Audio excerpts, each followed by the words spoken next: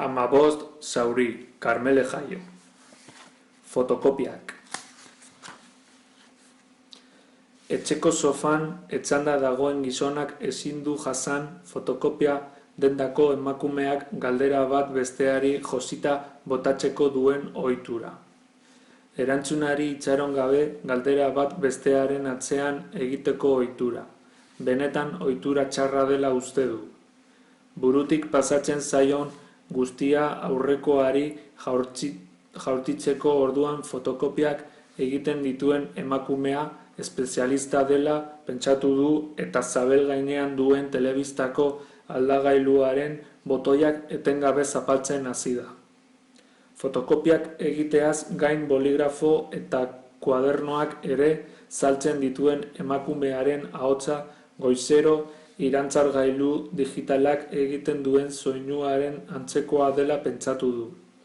Eta iratzargailua goizero kolpe batez nola isilarazten duen ekarri du gogora.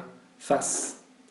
Telefonoak ere ez du emakume fotokopistaren ahotsaren indarra baretzen. Eta harekin hitz egiten duenean belarria aurikularretik zentimetro batzuetara jarri behar izaten du. Din A3ak din A4etara pasatzen espezialista den emakumea alaia da. Hori bai, pentsatu du larunbat arratsalde osoa etxeko sofan etzanda pasatzea erabaki duen gizonak.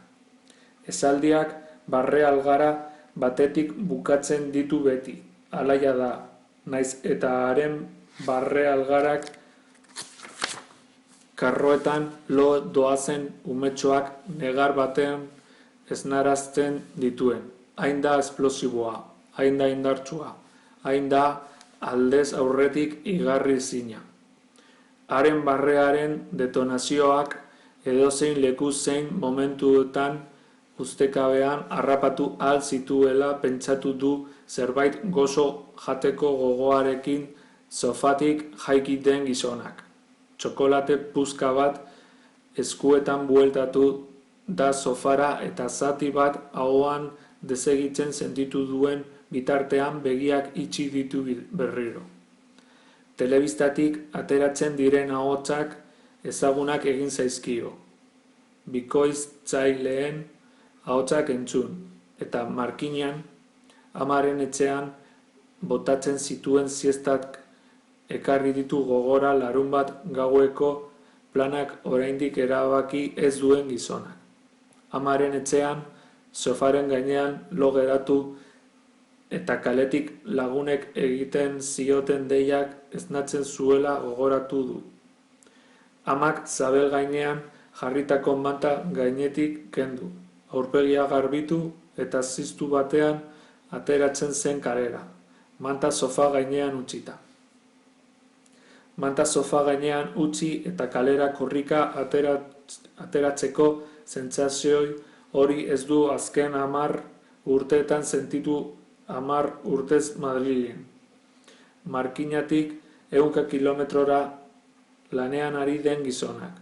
Markinara gabonetan eta uda partean bueltatzerakoan gero eta lagun gutxiago etorri zaizkio etxera bila. Azkenekoan kalera bakarrik irten behar izan zuen. Herriko plazan aurkitu zituen lagunak. Umeen bizikletaren atzeko parteari helduta batzuk, eta platano eta gaileta usaineko plastikozko poltsetan umearen ogitartekoaren bila besteak. Drogeriakoen alaba ere han zegoen, plazan, alabarekin. Eskolako begi beltz handi eta politenak zituen eta alabak ere haren antz handia dauka. Arropa modernoak eramaten zituen orduan klasera eta oraindik ere dotore dago jantzita. Fotokopia dendako emakumearen arropek aldiz seriean egindakoak diruditela gogoratu du. Haren goina guztiak berdinak direla ekarri du gogora. Kolore ezberdintakoak, baina modelo berekoak beti. Txosten baten 20 kopia egitera joan zen batean, bera ere Madrildik urrun zegoen herri batean hazitako neska zela aitortu zion fotokopia dendako emakumeak sofan etzanda dagoen gizonari. Badajosteko herri txiki batekoa zela esan zion, baina gutxitan joaten zela bertara. Herrian lagun gutxi geratzen zitzaizkiola, denek egin zutela alde handik. Kuadrilako lagunek Espainiaren batasuna bermatzeko egindako lana ikaragarria zela esan eta barre algara bat botatzen zuen beti. Esaldi bera zenbat aldiz entzun dion pentsatu du buru azpian zuen kuxina oin azpian jarri duen gizonak. 4 lagunek osatzen omen zuten herriko kuadrilla, bata gailego batekin ezkondu eta Galiziara joan egin zen bizitzera. Bestea katalan batek haurdun utzi eta Bartzelonara joan zen eta 3. Euskal Herrian omen zegoen.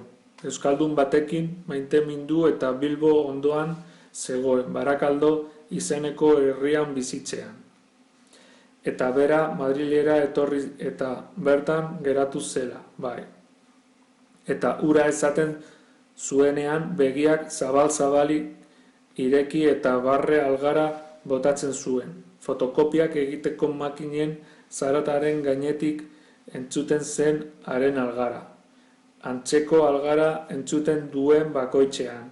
Orain sofa gainean dagoen gizonak beti esaten dio ez duela presarik. Bueltatuko dela geroago kopien bila, eta fotokopia dendatik irteterakoan arnaza hartzen du sakon. Gauza batzuei ezin zaie berdin deitu naiz eta gauza bera izan, pentsatu du txokolate puska osoa jan duen gizonak. Fotokopia dendako emakumearen barreak eta drogeriako alabaren barreak ezin dute izen bera eduki. Ez dira gauza bera.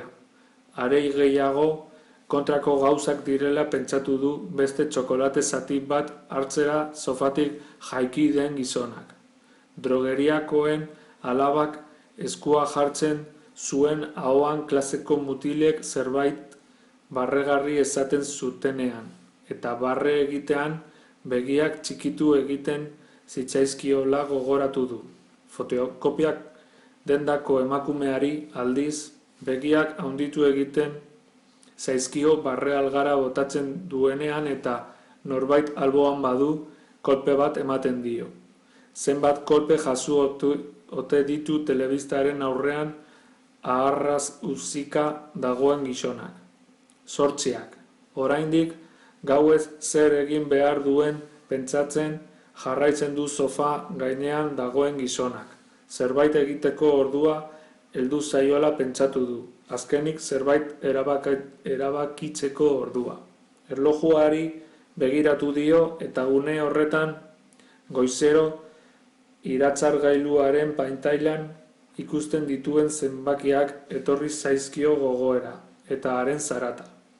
Eta zarata ura isilarazteko iratzargailuari ematen dio kolpea. Zaz! Sofaren eskuin aldean dagoen telefono zuria altxoan jarri du. Telebistatik bista kendu barik zenbaki batzuk markatu ditu eta azperen egin ondoren aurikularra belarritik zentimetro batzuetara jarri du, bada espada ere.